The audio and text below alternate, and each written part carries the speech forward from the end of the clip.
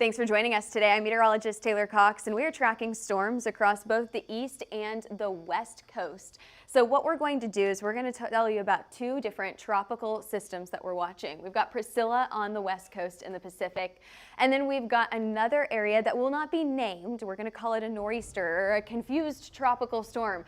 It's not technically a tropical storm, but we'll break it down. It's going to bring some flooding to the east coast, and we'll talk about that here in just a few minutes. Meanwhile, an actual tropical storm, Jerry, continues to strengthen out in the Atlantic, okay? So we have a slight chance for Jerry just to continue to strengthen as it strengthens into a hurricane, most likely later on today.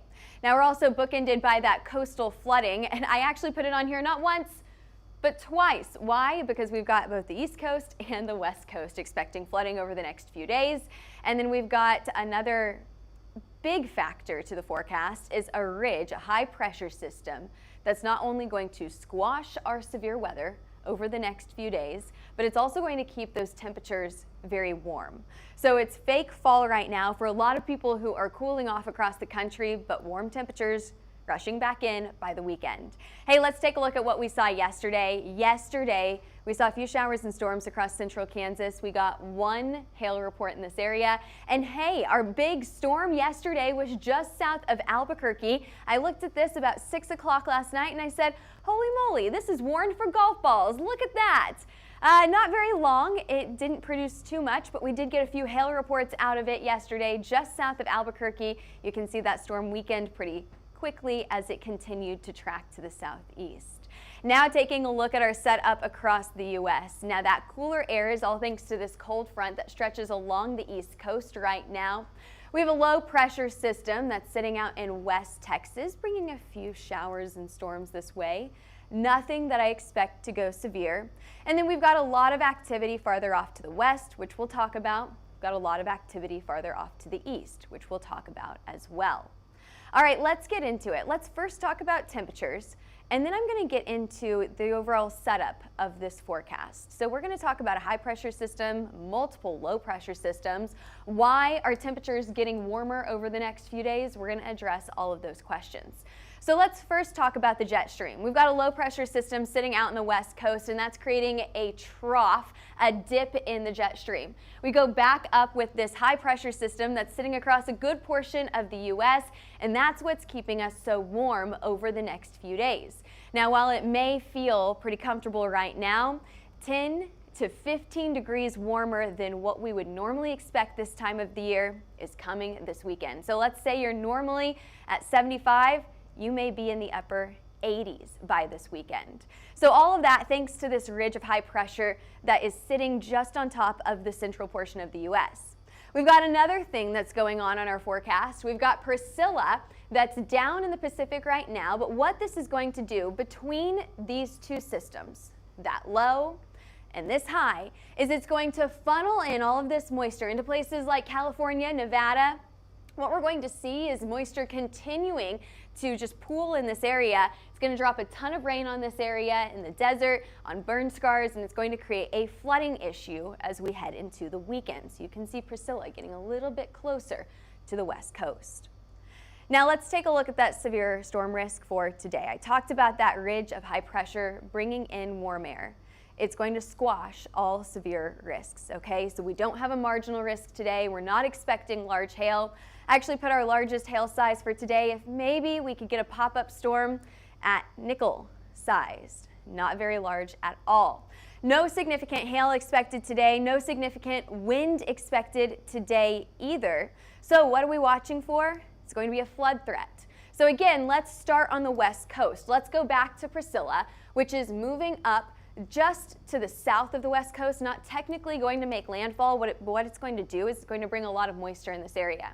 You can see it over there on the west coast here in just a few minutes as this radar, this live reflectivity, future reflectivity continues. There's Priscilla. All right, take a look at this. You're going to see all of this moisture funnel up into places like Arizona, New Mexico, into places like Utah, Nevada, and California. Now let's move on to the flood risk over the next few days. We've got a flood risk on both the west and the east coast here. So we're going to start out here from the moisture from Priscilla for both today, tomorrow, Friday, and Saturday. Take a look at that as we upgrade this flood risk to a level 3. Excuse me, one more time here.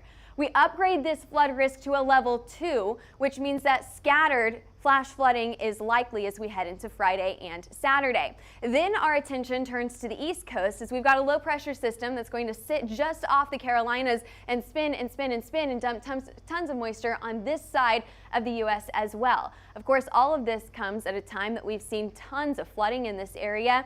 And we were just talking this morning, our newest meteorologist, Michaela, and I, about how many houses have fallen into the ocean in this area as well. Unfortunately, they are expecting even more rainfall. So let's continue with this forecast here because I'm going to turn your attention off to the East Coast now. We've got showers and storms that are coming from a cold front that is continuing to push off the coast. Not too much to worry about here other than maybe needing a jacket today. Then as we head into the next few days, what you're going to see is you're going to see more rain off the Carolinas, not just now, but also through Friday, Saturday, and Sunday. It's going to be a very rainy weekend. Tropical Storm Jerry, that's probably not going to do a ton of impact to the states. No, you can see it spinning out in the Atlantic. It's a tropical storm right now. However, it is expected to upgrade to a hurricane over the next 24 hours. So let's get a look at Jerry. We've got 60-mile-per-hour wind speed. Okay, more impressive than yesterday. Moving to the west-northwest at about 23 miles an hour. It's slowed down a little bit, but if we want this to increase to hurricane strength, we're going to need to see it slow down a little bit more.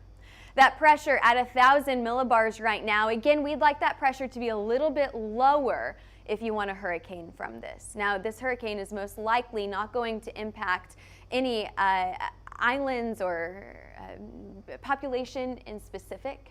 It's most likely not going to make landfall anywhere. Now, it may bring some really strong waves, maybe a little bit of wind to these areas, but it's going to turn to the northwest before it gets into some more populated areas. It's going to continue to just go straight to the north as a Category 1 hurricane as we head into the very beginning of the weekend.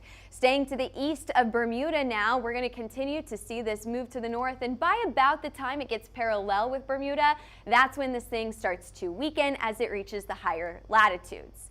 So again, it's a fish storm. Category 1 fish storm is most likely what we expect from Jerry. Hey, do you see this right here? You see this spin that's just off the coast of the Carolinas and Virginias here? This is just a low pressure system. What the National Weather Service or some scientists are calling this is a nor'easter that then goes out to sea and just stays put. So it will most likely not be a named storm, even though it may have a decent amount of rotation and a lot of flooding off the coast here. So even though it's not a named storm, I do want you to have an eye on this as we head into the weekend and early next week because it could contribute to that coastal flooding there. A pretty impressive system, honestly. It most likely won't be named. We don't even have a 10% chance for a tropical storm in that area. However, our next named storm will be Karen. After that, we go into Lorenzo and Melissa after that. So we've got 10 named storms right now. Our average season would consist of about 14 named storms, about half of those turning into hurricanes and about half of those major hurricanes. Now, last year we overperformed. We had about 18 named storms. This year, we expected to be about average, if not a little bit above average, and it seems like we're on that track. Okay, we're a little below average right now, but we're not too far away from an average season. Hey, did you know that there was no landfalling hurricanes in all of September? Our busiest month of the year for hurricanes, and we had no landfalling hurricanes in September. We did have several major hurricanes in September. We had a lot of rapid intensification so far this season, and we still have a good chunk of our season to go. We've got about 3 more weeks where we could expect some activity across the Atlantic and even the Gulf, because a lot of times we'll see storms form in the Gulf this time of the year. Speaking of a storm that formed in the Gulf, about 365 days ago, we had all eyes on Milton. We're going to be talking a little bit more about Milton tomorrow. So if you want to look back on what our CEO, Derek Klein, he was live when this storm hit Florida We're going to look back on some of those videos tomorrow during the noon forecast, and we're also going to get a special look at this storm from our newest meteorologist, Michaela Smith. So make sure that you are tuning in for our noon forecast tomorrow to take a look at what we saw 365 days ago with that Category 5 storm, Milton. Moving back to the States now, yes, while it may feel cool today, it will get warmer this weekend. That cooler air will push off to the east, making for a nice fall day across the East Coast tomorrow. But it does not last long. Look at that warm air that's moving in as we head into Saturday and Sunday. Holy moly, it's going to be a hot Saturday. Keep those t-shirts handy. Meanwhile, the West Coast gets a little bit of a break thanks to a low pressure system that's just circulating off the coast right now, but it'll move a little bit more inland by this weekend. It's kind of a funky setup. I'm not going to lie, the jet stream seems a little bit confused, and it feels like our seasons are a little bit confused as well. 85 for your high in Oklahoma City by Thursday. Let's see what Friday looks like. 70s in KC, not too bad. 83 in OKC. Saturday, oh, it's pretty warm out there. Yeah, it's going to feel more like summer-like temperatures than it will fall-like. 90 degrees in Oklahoma and in Texas by Sunday. Now, how long does this heat wave last? It's technically not hot out there. It's 80s, not too bad. But it's hotter than normal. And how long will that last? All the way through the middle of October. So what we're looking at now is a temperature map from October 13th through the 17th. These areas highlighted in red is your likelihood for temperatures to be above average, so warmer than normal. We have a really good likelihood for temperatures to be warmer than normal for a good portion of the country, central portion of the U.S. all the way to the Midwest. We're also going to see a little bit more moisture moving in as we head into the middle of October. This concerns me right here. This concerns me for the flood outlook and the flood threats across the Southwest. So we'll have to keep an eye on that, especially after all the rain that they're about to get over the next few days. There you go. There's your forecast. Where is everyone joining us from today? Did we have any weather questions? A quiet group today. Yesterday we had Lubbock, Texas.